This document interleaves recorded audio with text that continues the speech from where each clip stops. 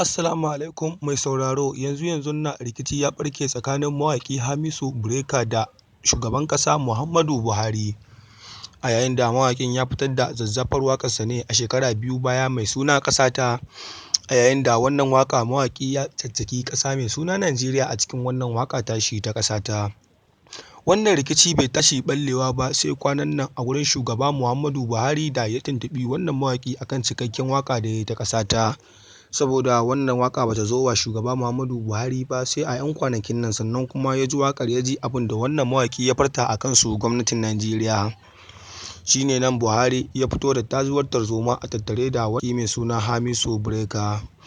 Wannan abu da Hamisu Breaker ya faɗi gaskiya a wannan waƙa tashi, abin ya ci wa ƙasa Najeriya tuwo a ƙwarya. Har ya kai ga shugaba Muhammadu Buhari ya faɗa wa wannan mawaƙi mai suna Hamisu Breaker, ka shiga taitayinka ko kuma abin ya muni fiye da yadda kake tunani. A faɗar gidan shugaba Muhammadu Buhari ta gayyaci Hamisu Breaker har zuwa Bila domin zuwa ya ƙaddamar da taronsa na waƙarsa mai suna Jaruma. A yayin da wannan kuma mai suna ɗan gidan shugaba Muhammadu Buhari tana son wannan waƙa ta jarumin nan mai suna Hamisu Breaker. Shi ne nan ya sa ta yi ƙudurniyar gayyatarsa har zuwa Bila, a yayin da ya je mata mamin ɗin wannan waƙa a gabanta, kuma ya samu kuɗaɗe daidai bakin gwargwado. To a lokacin shugaba Muhammadu Buhari bai sani ba da wannan mawaƙi ya fito ya bayyana cikakkiyar waƙarsa ta ƙasata da ya yi.